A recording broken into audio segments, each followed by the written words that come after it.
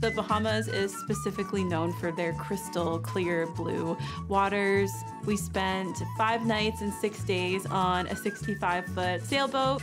When we were on the boat, we were diving 4 times a day, so it was like super action-packed. There was an airplane that was under the water. But I just thought it was really cool to be like diving a shipwreck and you're surrounded by sharks.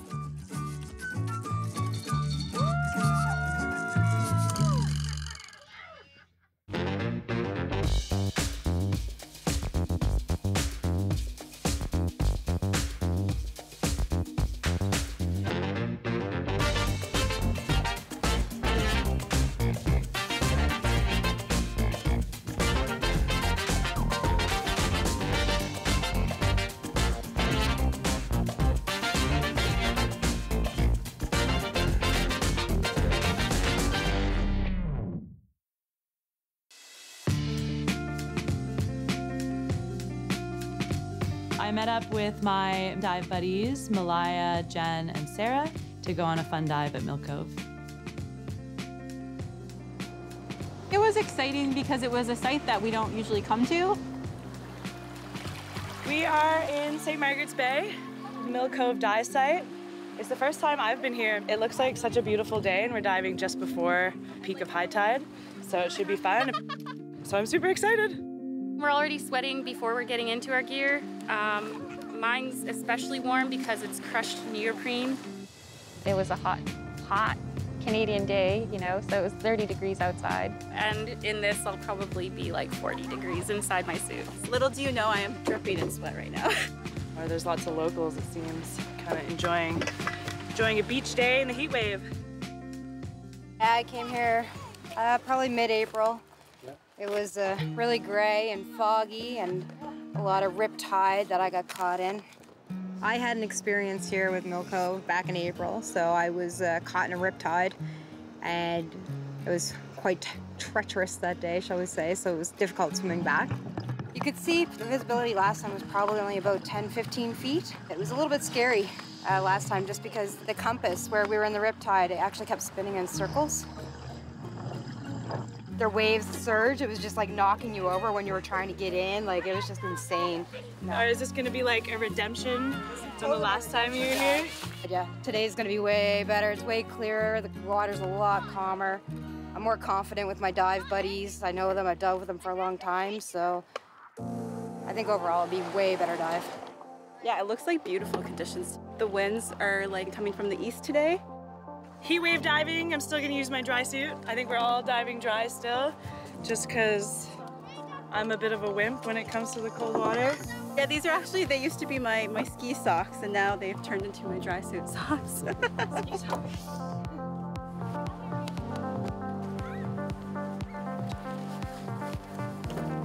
You gotta get ready fast or you sweat way too much while you're here.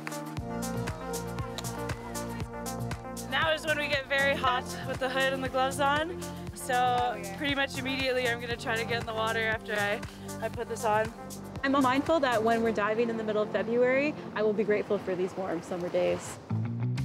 When we go on the different dive sites and there's a lot of people around, they're usually like, what does this do? What's that hose for? How do you get your air, right? How long can you go under the water? Do you have to hold your breath? It's constant questions all the time. But it's really cool because I love it. It's like really, really building the community. Okay. Go! Get underwater! Let's go diving!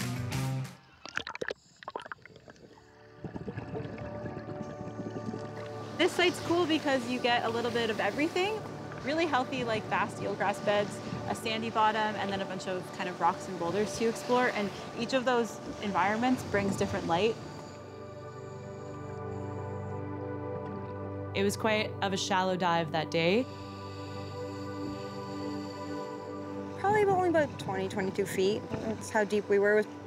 I remember looking up to the surface of the water, and the sun was shining, and I thought, like, this is so peaceful.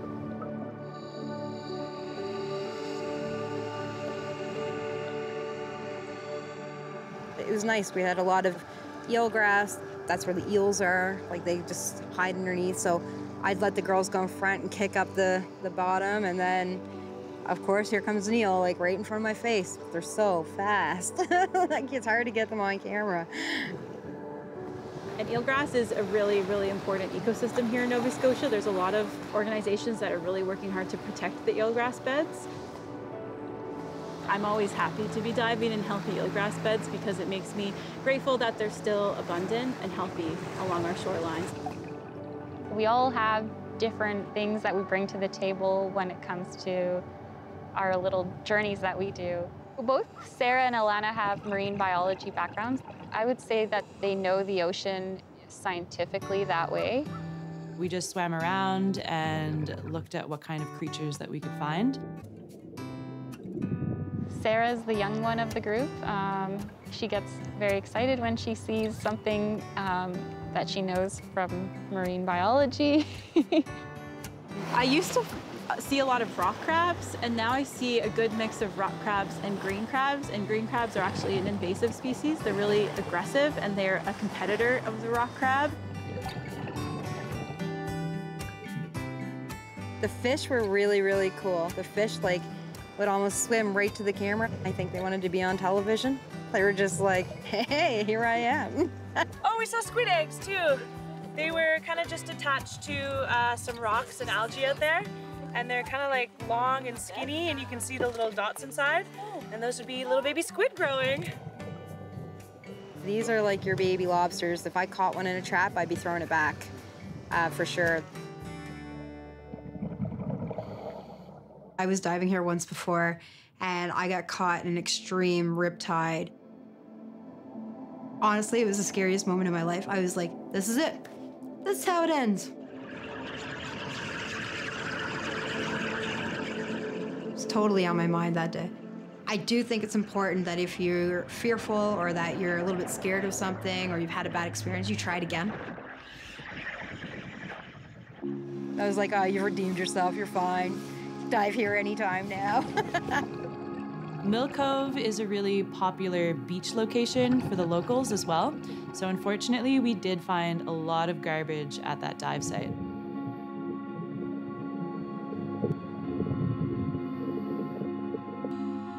So it wasn't a total surprise because there's a lot going on in this little area, but yeah, I definitely think it's good to take it away because I think every piece of plastic you remove from the ocean does make a difference.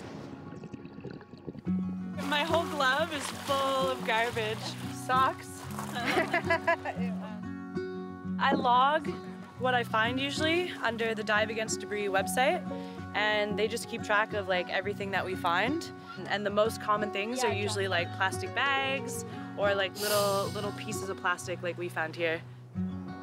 It's been really fantastic to connect with a diving group and to meet a lot of other divers who are always wanting to dive as well. So we have a lot of fun and we just go with the flow. You'll find a variety of relationships that you can build throughout diving. So diving with Malaya. So we used to dive with her in Nova Scotia all the time. She's now moved to Quebec, but that's not to say we're never gonna dive with her again. We're always talking about other adventures, and next up is the Bahamas.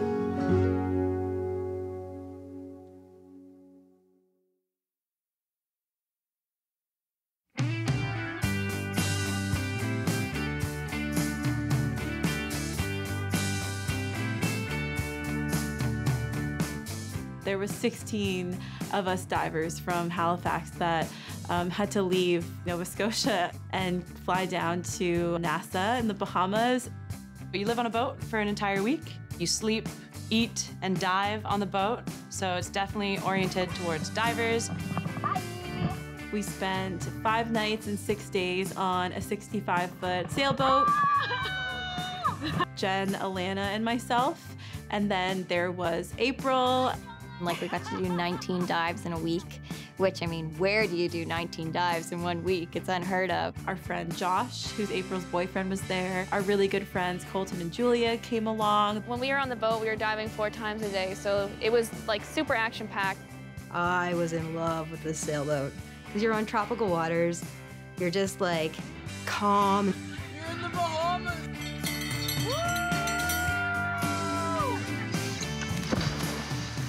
so that was my first warm water dive.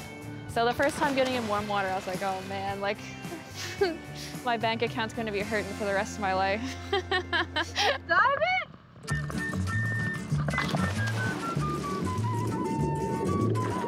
The visibility was probably my favorite thing about diving in the Bahamas. Visibility was 100+ feet. The Bahamas is specifically known for their crystal clear blue waters. It was nice to be able to see so clearly. It made navigation extremely easily because you could literally see the boat from 100 feet away.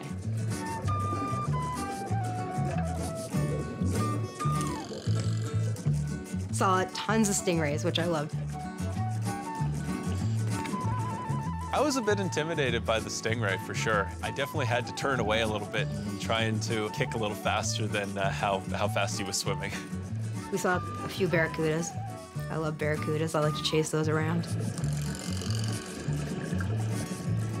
Areas that in our oceans called hotspots, and that's where there's just a whole bunch of diversity because there's like a lot of nutrients available, and so a lot of smaller species will be able to be very abundant in that spot from that availability of nutrients, and then that creates this feedback loop where then other species will come to feed on those species, and it just goes up the food chain.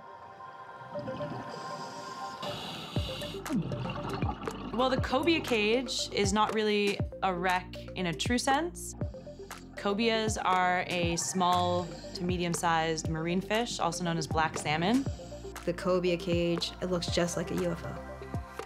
They were doing a project to try and farm these cobias. So they built this underwater little disc-shaped fish farm for the cobias to be kept until they were big enough to be sold on the market. Unfortunately, they had to X the project because there were too many sharks in the area that were smart enough to just rip through the mesh and get in and eat the cobia.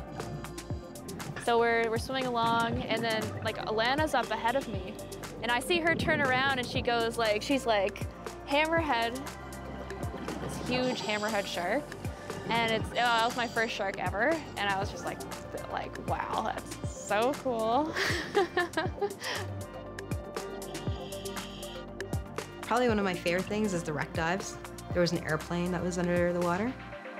You could see where the airplane, the body of it was, and then the wings were off to the side, like they were broken off the plane, but you can actually see all the growth, and you can see how the kelp and like all the vegetation is like really attaching itself. There was a wreck we did called the Austin Smith. At one point, it was actually intact, and in the last hurricane they had, it broke in half. It had a really friendly grouper that lived there. It was thought to be the soul of Austin Smith himself. I think it's great to sink things to make reefs. It gives divers something else to see, gives a substrate for fish or for corals to grow on, so it's a good opportunity to create these artificial reefs as long as you take the proper steps to make sure you're not polluting the ocean as you're doing that. The diving in Bahamas is renowned for seeing lots of sharks. So many sharks swimming around the wreck, but I just thought it was really cool to be like diving a shipwreck and you're surrounded by sharks. Sharks everywhere, so it was just extra cool. So every time we'd see a shark, you would just see Alana. She's just like, ah! Her arms are just going, and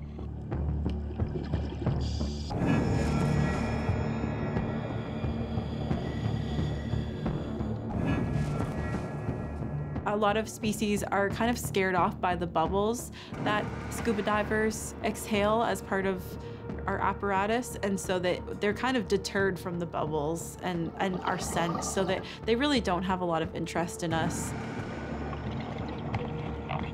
I don't think I've ever been afraid of sharks.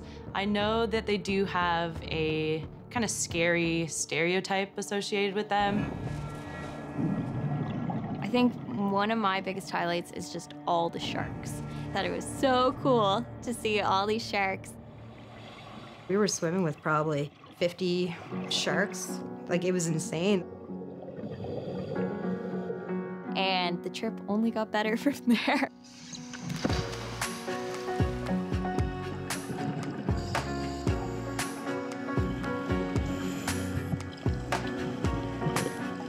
I'm glad we went on this because the sea life is some of the best I've ever seen.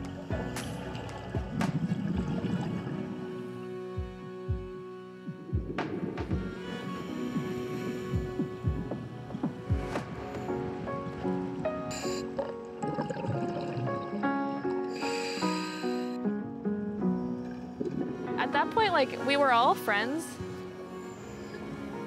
but we definitely got to know each other a lot better on the cruise. It's just a very special connection of having these experiences together that you can't share with really anyone else in your life.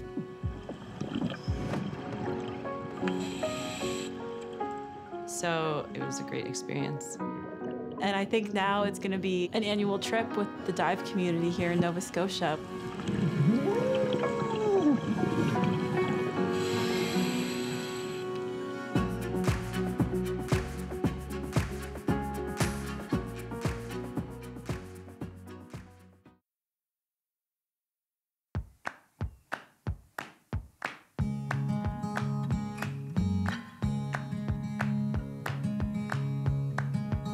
A lot of the dive sites in the Bahamas have been dived on a lot, so it is definitely cool to go diving where no one else has gone diving before. Here in Nova Scotia, it is definitely underexplored in comparison to the Bahamas. April, Sarah, and I, we all decided to go to Burns Point together. A lot of times when we dive away, you see a lot more debris, you see coral bleaching. There's a lot of colorful fish, but the bottom itself is very brown. Whereas you go diving here and it's so lush and so green and it looks so healthy. So that's always one thing that I really appreciate about Nova Scotia. Josh was there, Alana was there, Sarah was there, and Doug was there. Burns Point is just off Prospect Road along the same peninsula as Peggy's Cove, which is the iconic Nova Scotia lighthouse. I'm quite familiar with Burns Point. It's a very popular site for some of the more advanced divers. And it's something that not just anybody would stumble across because it's kind of tucked away. Us as divers, we like to go to places a little bit more secluded. I think you have to get there because you know somebody that knows the spot. You can see a few lobster buoys still in the water. It's the tail end of lobster season, like I think tomorrow's the last day. So we have seen a few lobster boats go by. I was just telling everyone that if we do hear the motors above us, just watch out, stay low, don't pop up to the surface anywhere. There's a lot of dive sites that we do on a super regular basis here, so it's kind of fun to get out to the more adventurous ones. That's the good thing about all the dive sites around here. Like, there's probably like 20 to 30 within an hour's drive of here. So if one site doesn't work, usually you can find another site. Yeah.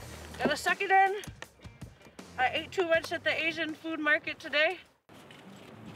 We're on the top of the hill, and then it's very rock face going down to the water, and then that just continues on into the water.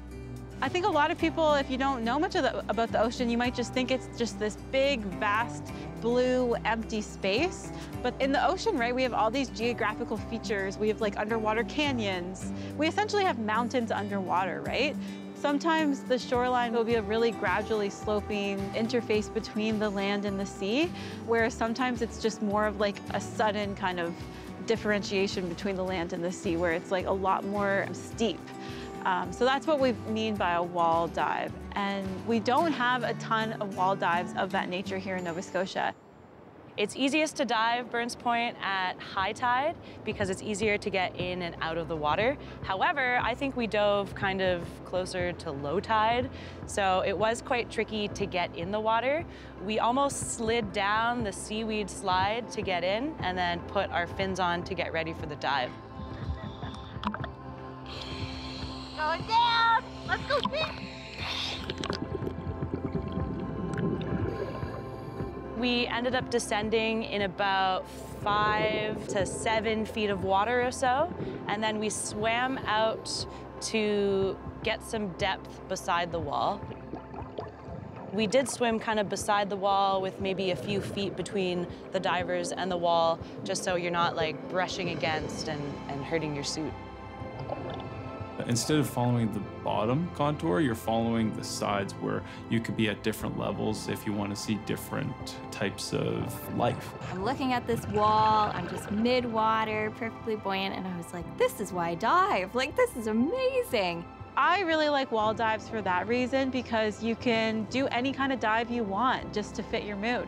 If you only feel like diving at 30 feet, you can hang out at 30 feet and see really cool things. And if you want to go down to the bottom, you can be down at 70 feet and you can see a whole different kind of environment down there. There's lobster, there is sea peaches, frilled anemones. It's really beautiful because you don't really get too many wall dives just by shore diving in Nova Scotia.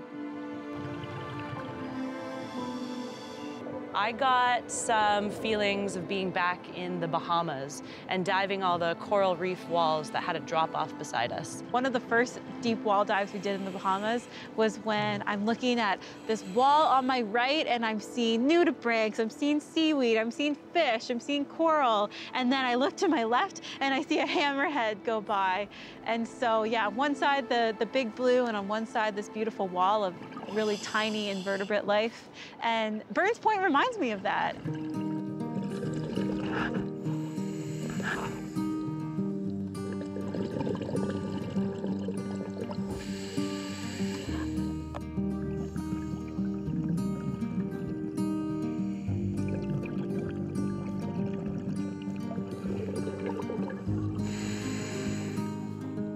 Sarah mentioned that there was a mirror down there. Who knows how it got down there? I mean, I can only imagine maybe it fell off a boat. But it's kind of bizarre to see a mirror underwater. We were like waving to each other through the mirror.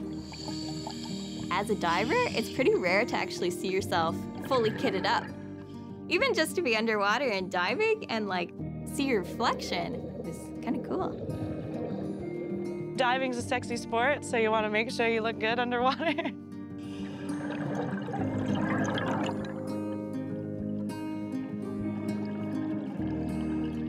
Well, I don't know if it's a fan or maybe a prop of a motor or something. I'm not sure how it got down there, but it sits in, I don't know, maybe 50 feet of water, so it's fairly deep down there. Kind of bizarre. You wonder, too, if it is a prop off a motor or something, like, what happened to the boat?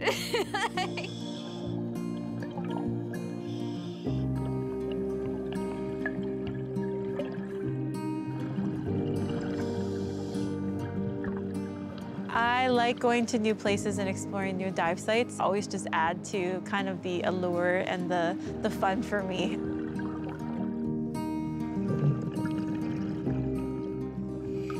I just love being underwater. I love the silence and the stillness. I love the feeling of breathing underwater. I definitely like to just swim around, kind of meditate as I'm diving and looking around at all the creatures. You basically leave all your problems at the surface. That was a good dive. You know, we got out, the viz was pretty good, we found what we were looking for, we stuck together as a group. We'll have one favorite spot for a while where you'll just always want to go to with your friends and dive that site like every day. And this time with April and our group of friends, it's been Burns Point. Like it's a really fun site.